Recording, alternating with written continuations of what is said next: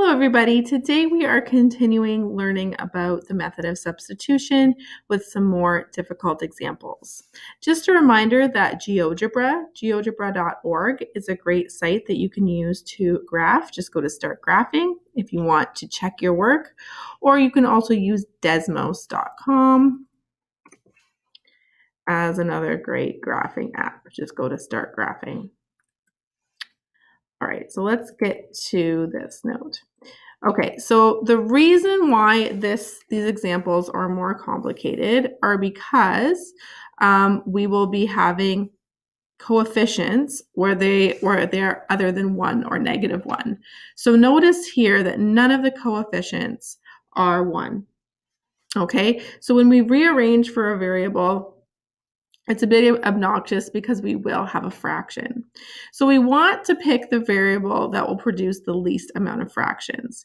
So notice here that if I rearrange for y, that when I divide 3 and 15 in both cases by 2, I would get a fraction. However, if I divide by 3, 15 divided by 3 is 5, so I wouldn't get a fraction there. So isolating x is actually more preferable. In equation 2, it has larger numbers, everything would have a fraction. So my path of least resistance is to go to equation 1 and isolate x. So I would get 3x equals 15 plus 2y. Divide everything by 3 to get x equals 5 plus 2/3 y. So still a fraction, not ideal, but it's better than the alternatives. So now we're going to sub that into equation 2. So 6 times 5 plus 2/3 y plus 4y minus 9 equals 0. So my first step is to get rid of the brackets. So I get 30 plus, okay, now 2 times 6 is 12, and 12 divided by 3 is 4. So I get 4y plus 4y minus 9 equals 0. So if I collect these terms, I get 8y. And if I do 30 minus 9, I get 21.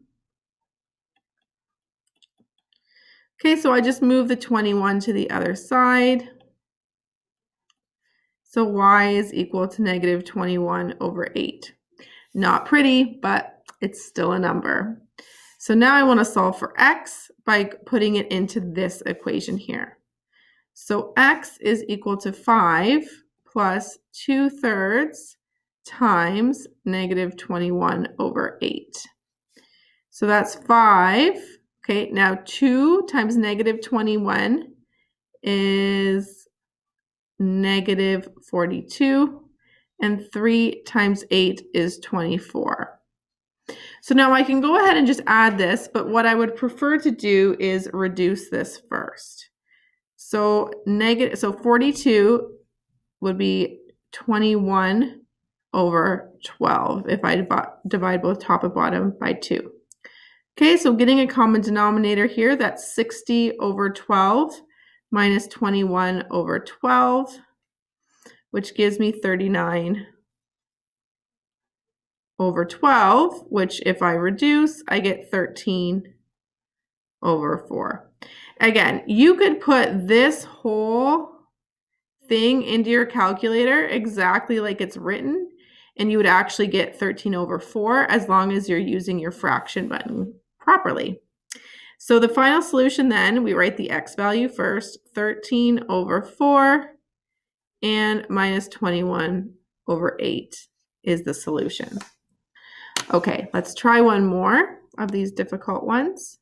So 3x plus 2y equals 12 and 2x plus 3y equals 13. So I'm going to give you a moment to think about which one would be the best to isolate while I drink my tea.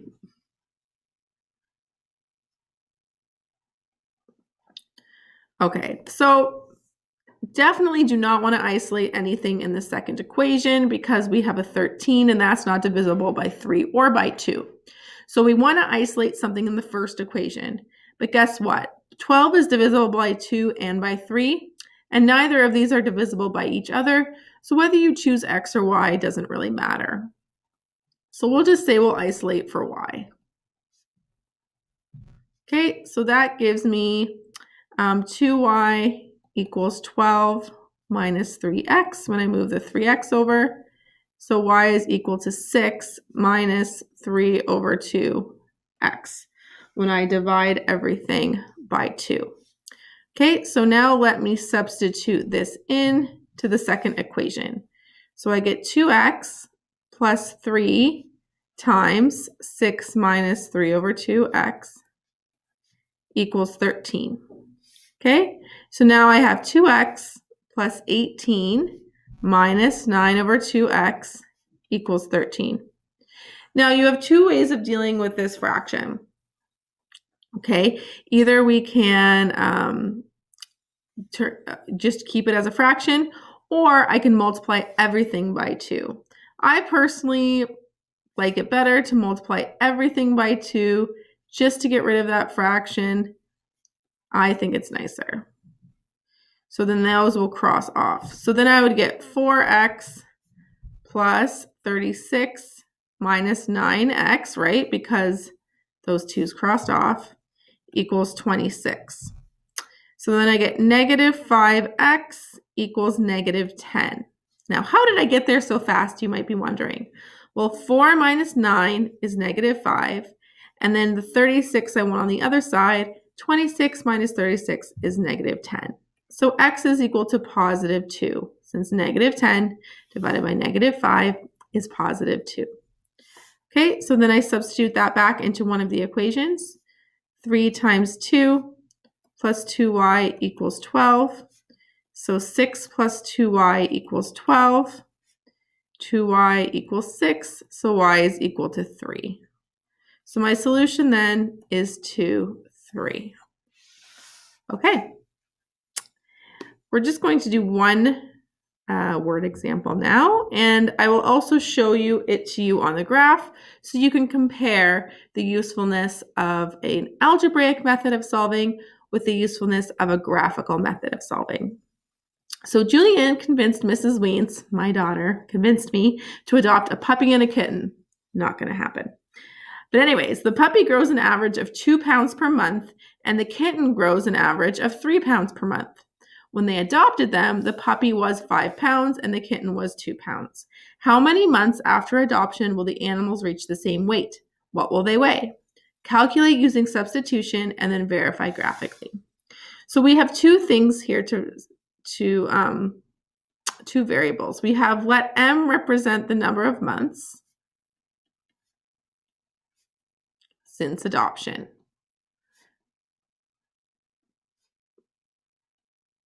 Okay, and we have let w, which I'll do with a capital W since it's the dependent variable, represent the weight in pounds. I always want to put my units there. So the puppy, okay, this is kind of making me want a puppy, to be honest, which is weird because I'm not an animal person. So their weight, it's 2 pounds a month, so 2m, and they originally weighed 5 pounds. And then the kitten, don't really want a kitten. Its weight is 3 pounds a month. They eat a lot. And then it originally was 2 pounds.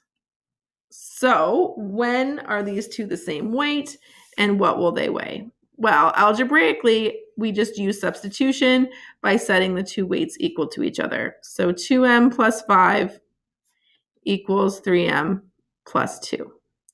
So we can move this m to the other side to get minus m, and we can subtract 5 from both sides to get negative 3. So divide by negative 1, so m equals 3. So this means after 3 months, they weigh the same. Let's find out how much they weigh.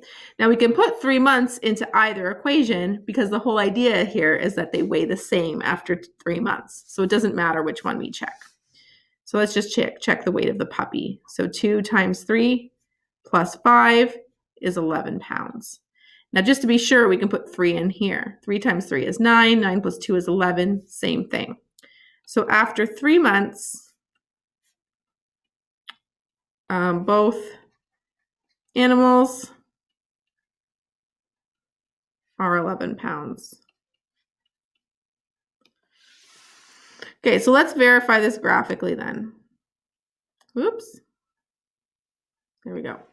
Okay, so we would have number of months here on the independent axis and their weight here on the dependent axis.